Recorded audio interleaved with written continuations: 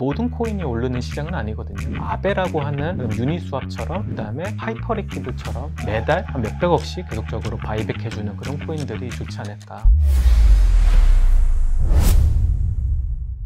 지금 얼마 전에 이제 그 RWA 분야에서 굉장히 각광을 받던 만트라 코인이 하루 만에 90% 하락하는 이런 사건들도 있었잖아요. 근데 만트라는 꽤 이제 시가총액도 높았던 코인이란 말이죠. 그리고 그 직전까지만 하더라도 굉장히 각광을 받던 코인들이고, 그런 어떻게 보면 일종의 스캠에 가까운 사고들이 앞으로도 일어날 수 있을 텐데, 여기에 대해서 피해를 최소화하려면은 어떻게 투자를 해야 될까요? 이 만트라가 참 재밌는 사실 코인이에요. 일반 사람들은 이번 시장에 이 OM이라고 하는 티커를 가진 만트라를 아시게 됐을 거고, RWA에서 뭔가 큰 상승을 하다 보니까 이제 사람들의 관심을 끌었을 겁니다. 근데 만트라가 언제적 나온 코인이냐면 21년도에 이제 나왔던 코인이에요. 근데 나왔을 당시에는 아무 시장 문제도 해결 못했고요. 그다음에 그런 기술도 없었습니다. 그냥 다른 어떤 알트 레이어 1과 다를 바 없었던 사실 코인이었기 때문에 가치가 거의 0원으로 수렴을 했었는데, 2024년도 이제 말에 인수합병을 당했어요. 그 인수합병을 한 주체 자체는 중동에 있는 투자자였고, 이 중동 투자자가 이제 죽어있는 코인을 사서 하나의 포장지를 갈아치게 한 거죠. 사람들이 관심하는 RWA다라고 하는 타이틀로. 그러고 나서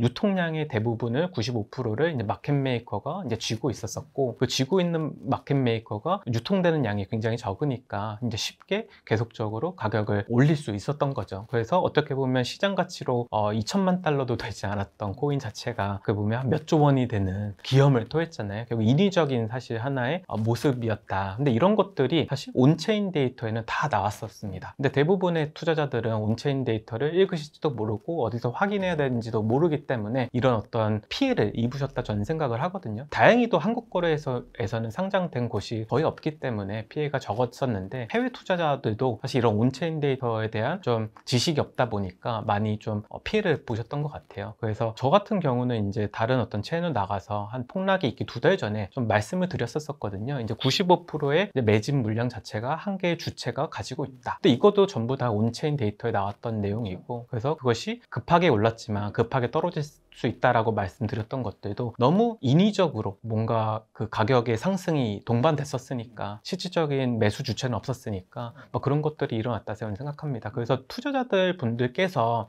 이런 어떤 좀 피해를 입지 않기 위해서는 조금 온체인 데이터에 좀 집중할 필요가 있으신 것 같아요. 그럼 지금 일반 투자자가 가장 쉽게 확인할 수 있는 거는 역시나 보유 주체, 뭐 코인마켓캡이나 코인게코나 이런 코인 시세 확인 사이트 들어가면은 그냥 그 코인 클릭해 보면, 내려보면 밑에 그 코인 보유 주체가 나오잖아요. 거기를 그러면 필수적으로 좀 확인을 해야겠네요. 근데 이것도 되게 웃긴 건데, 코인마켓캡이나 코인게코는 사실 재단이라고 하는 사람들이 제출한 자료를 검증하지 않아요. 그래서 되게 불완전한 정보를 올려주는 하나의 사이트예요. 예전에 21년 저번 상승장 때는 우리가 가격을 어디서 봐야 될지 모르니까 그런 곳에서 많이 보고, 저도 사실 실시간 가격을 보려면 항상 사용하는 것들이거든요. 근데 이런 주체 같은 경우는 요즘 되게 기술이 좀 발전돼서 다른 사이트들이 많아요. 아캄이라고 하는 온체인 데이터를 그 시각화해주는 하나의 그런 사이트도 있고요. 그 다음에 더 나아가서 버블맵이라고 해서 정말 단순하게 누가 코인을 더 많이 갖고 왔는지 그 버블맵으로 보여줍니다. 뭐 그런 것들, 그런 어떤 온체인 데이터를 제공하는 서비스들이 다 무료인데, 이용을 하면 이런 여러 가지 인사이트를 끌어낼 수 있다. 이것도 너무 힘들다라고 하면 디파이라마라고 하는 그냥 오랫동안 온체인 데이터를 축적해주고 그다음 그래프로서 보여주는 그런 어떤 새로운 이런 서비스들이 훨씬 더 좋다 저는 생각합니다. 아캄이랑 버블맵이랑 디파이라마를 들어가셔서 확인을 하시고, 일단 최초로 가장 쉽게는 보유 주체를 좀 많이 확인하셔라. 트럼프 코인 같은 경우에도 사실 트럼프 재단이 거의 80%를 가지고 있었잖아요. 네. 그렇게 한 보유 주체가 많이 가지고 있는 코인들은 펌프 앤 덤프가 일어날 확률이 높다, 그렇게 생각을 하면 되겠네요. 지금까지 이제 알트코인과 디파이 생태계 관련돼서 말을 나눠봤는데, 이제 좀 정리해 나가면서 아무래도 투자자분들은 지금부터 이제 시장이 어떻게 될지 이제 그 걱정도 많고 궁금하실 거라고 생각을 하거든요. 다행히 이제 5월 중순 현재 시점으로는 시장이 좀 많이 회복해서 비트코인 같은 경우에는 뭐 최고가까지 한 5, 6%밖에 남겨두지 않고 있는데, 어떻게 보시나요? 앞으로 당분간 한 뭐 2-3달 정도의 시장을. 저는 앞으로 비트코인은 계속적으로 좀 좋아질 거라 생각을 해요. 그 이유는 너무 명확하죠. 이제 ETF를 통한 매수세도 굉장히 많이 들어오고 있고, 즉 다시 말해서 새로운 매수 주체가 이제 생겼다는 게 저는 큰 의미라 좀 생각을 합니다. 기존까지 저번 상승장까지만 하더라도 사실 이 비트코인을 매수하는 주체는 뭐 개인들이나 아니면 이 크립토 시장에 오랫동안 일을 해오던 사람들이 대부분 비트코인을 이제 매수하고 매도하는 사실 주체였는데, 이제 2024년도 이제 비트코인 ETF가 이제 승인되고 나서부터 베이비 부머들도 이제 주식을 거래하듯이 ETF를 통해서 자신들의 어떤 포트폴리오에 비트코인을 편입하는 세상이 왔잖아요. 더 나아가서 이제 기업들도 비트코인을 이제 매수해서 자신들의 어떤 트레저리에 이제 계속적으로 쌓아가고 있고, 그다음에 금융기관들도 조금씩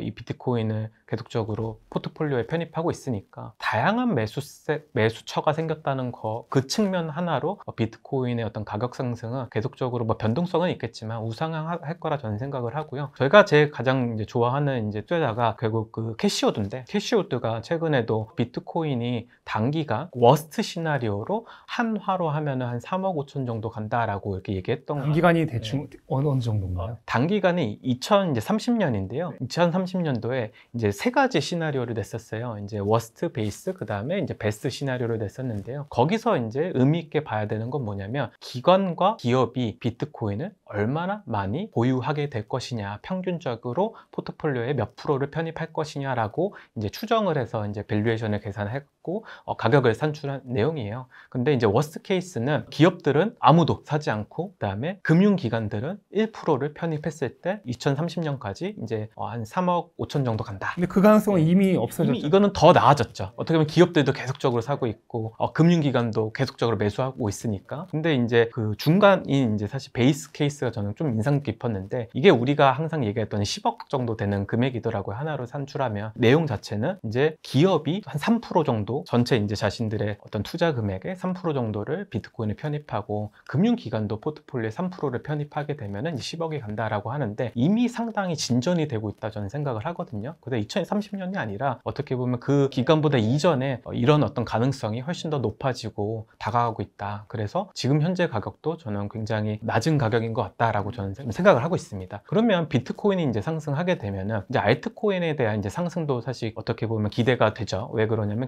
결국 전체 시장 자체가 이제 커지고 있고, 그러다 보면은 어떻게 보면 우리가 흔히 말하는 게 키높이 맞춘다고 하잖아요. 그런 것처럼 이제 알트코인 시장도 따라가서 계속적으로 이제 커질 수 있다고 보고, 그래서 단기간에는 좀 변동성이 있겠지만 지금 이제 앞으로는 계속적으로 상승해주지 않을까라고 저는 보고 있습니다. 그러면은 이제 사람들이 궁금해한 것은 비트코인이 지금까지 뚜렷하게 4년 단위 사이클을 지내왔단 말이에요. 그 4년 단위 사이클이 진행됐을 때 이제 올해 말 정도가 정점일 것으로 예상이 되는데, 뭐 그거보다 좀 당겨질 수도 있고 더 지연될 수도 있겠지만은 결과적으로 올해 말이든 내년 초든 정점을 찍고 그 이후에 또 이제 시가총액이 커졌기 때문에 과거만큼은 아닐지라도 그래도 굉장히 상당한 수준의 그런 하락이 올 수 있다고 보시나요? 저는 그렇지 않을 거라 생각을 해요. 왜냐면 2022년도에 하락했을 때를 생각해 보면 사실 이 시스템적인 이유였거든요. 제도가 완비되지 않은 상태에서 굉장히 큰 자금을 운영하는 주체가 생겼고, 그 주체에 대한 감사가 되지 않았기 때문에 사실 굉장히 큰 피해와 그다음에 가격 하락이 왔다고 저는 생각하는 좀 입장입니다. 그때와 지금 비교를 해보면 제도적으로 너무 지금 준비를 잘 해가고 있는 것 같아요. 그리고 수많은 어떻게 보면 미국의 이제 상장사들이 크립토 시장에 들어와서 꽤나 큰 영향력을 행사하고 있기 때문에 결국 시스템적인 어떤 리스크로 가격이 하락하지 않으면 기존과 같은 이제 큰 폭 하락하는 80% 이상만 하락하는 그런 어떤 경험은 하지 않을 거다라고 저는 생각을 하고, 앞서 말씀드린 새로운 매수 주체가 또 생겼기 때문에 그런 어떤 가격의 하락을 했을 때도 결국 그 어떤 하락폭을 좀 받쳐줄 수 있는 지지대 역할을 해줄 거라 저는 생각을 하거든요. 22년만 딱 생각해봐도 사실 아무도 사줄 사람이 없었어요. 전부 다 개인이었고, 어떻게 보면 굉장히 자본력이 높지 않은 일개 어떻게 보면 하나의 벤처 그룹들이 이 시장을 주도했었으니까요. 근데 지금 자체는 조금 사이즈가 좀 달라졌다.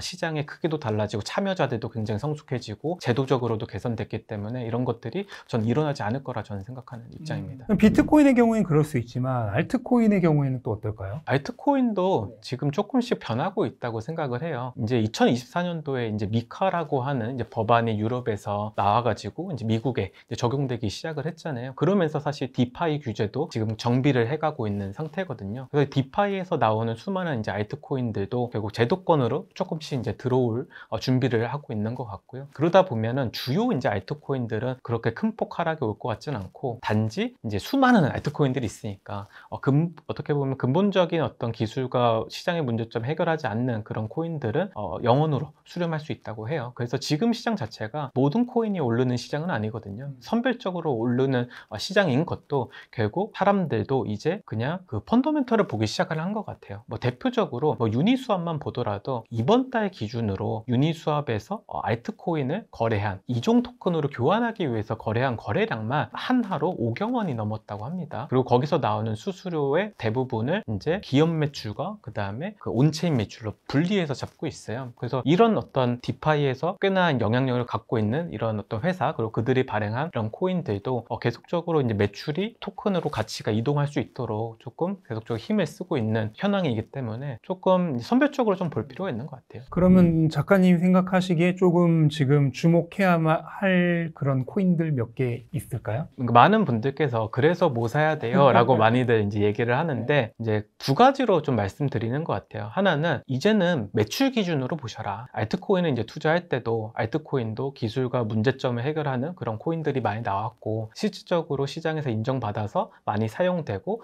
매출을 발생하는 코인들이 꽤나 많습니다. 앞서 말씀드린 이 디파이 라마에 들어가면 매출 순위를 볼 수 있어요. 그래서 1년 단위의 매출과 한 달, 그다음에 일주일 단위로 다 볼 수 있거든요. 실시간으로 막 집계가 돼요. 근데 이런 어떤 상위 코인들을 보면은 대부분 매출이 한 하루 했을 때 5천억 원이 넘어갑니다. 어떻게 보면 코스닥보다 나아요.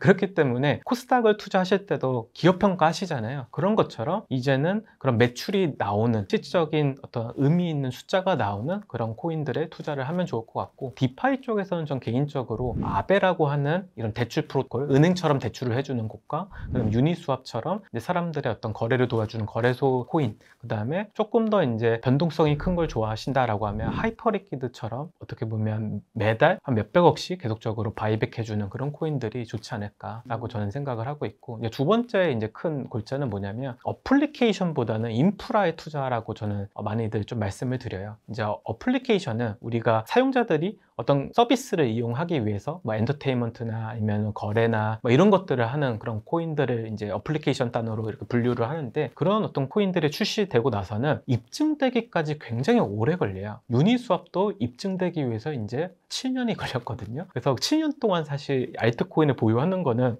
어렵잖아요. 그러다 보니까 오히려 그 리스크 리턴이, 그러니까 리스크는 좀 낮고 리턴은 좀 낮을지 모르더라도 안전한 투자를 좀 할 필요는 있다고 생각을 해요. 그래서 이제 인프라가 괜찮을 것 같다. 그럼 인프라는 어떤 것들이 있냐라고 하면 앞서 말씀드린 레이어 1들이 있고, 그 다음에 지갑을 제공하는 지갑 서비스들, 그 다음에 앞으로는 이제 실물자산 토크나 RWA라고 하는 이제 섹터가 커질 거니까 금융 데이터를 결국 이 블록체인으로 옮겨야 되잖아요. 그때 이제 검증해 줄 수 있는 기술을 가진 사람들이 누구냐라고 했을 때는 인프라 내에서 오라클 섹터가 있습니다. 대표적으로 뭐 체인링크가 있고요, 뭐 피스 네트워크나 뭐 레드스톤 같은 뭐 다른 어떤 경쟁자들도 있습니다. 이런 어떤 인프라 섹터에 오히려 투자하는 게 좀 낫다. 그리고 최근에 또 인공지능 섹터가 곽강을 받고 있잖아요. 인공지능이 블록체인하고 만났을 때 어떤 시너지를 낼 수 있냐라고 했을 때는 인공지능이 갖고 있는 확장성과 그다음 블록체인이 갖고 있는 보안성을 합쳐서 많은 이제 시도들이 이루어지고 있는데, 결국 그 인공지능 에이전트 이런 것들이 블록체인 시장이 많아지면 이걸 어떻게 저장을 해야 되는지가 가장 큰 문제예요.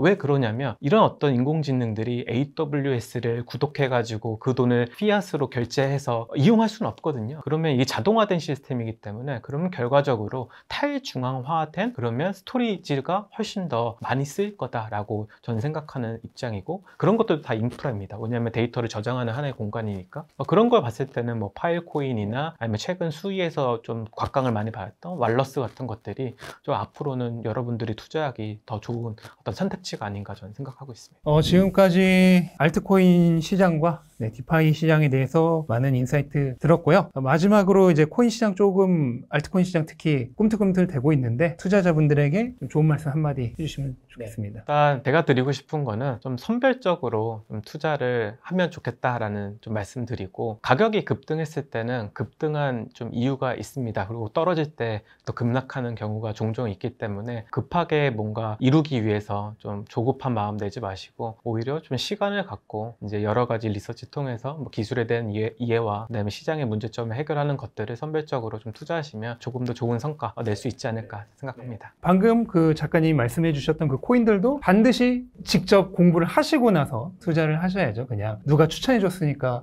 사버리면은 가격이 떨어질 때 견딜 수가 없죠. 맞습니다. 그 부분 꼭 유의하셨으면 좋겠습니다. 네, 그럼 지금까지 좋은 말씀 나눠주셔서 감사합니다. 감사합니다.